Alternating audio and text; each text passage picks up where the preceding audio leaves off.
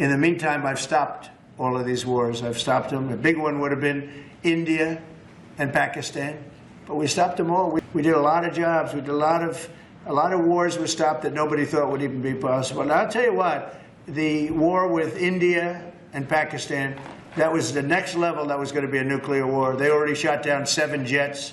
That was raging. And I said, you guys want to do trade? We're not doing any trade. We're not doing anything with you if you keep fighting. You got 24 hours to settle it. They said, well, there's no more war going.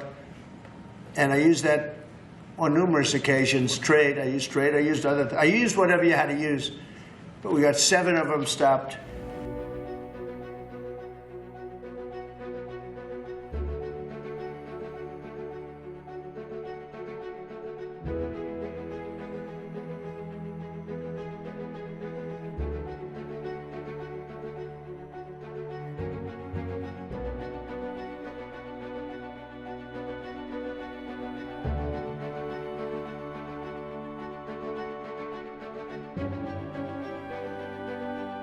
प्रधानमंत्री मोदी और राष्ट्रपति Trump की मुलाकात G7 summit की sidelines पर होनी तय थी।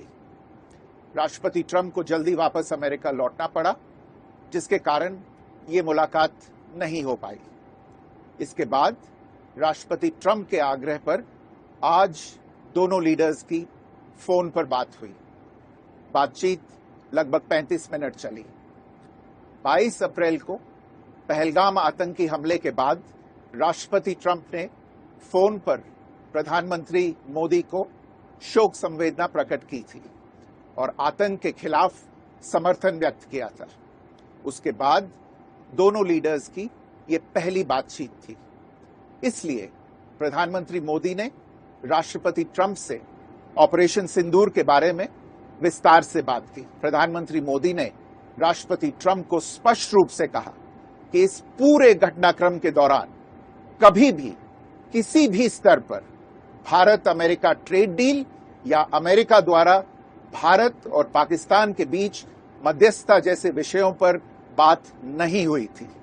सैन्य कार्रवाई रोकने की बात सीधे भारत और पाकिस्तान के बीच दोनों सेनाओं की एग्जिस्टिंग चैनल्स के माध्यम से हुई थी और पाकिस्तान के ही आग्रह पर हुई थी।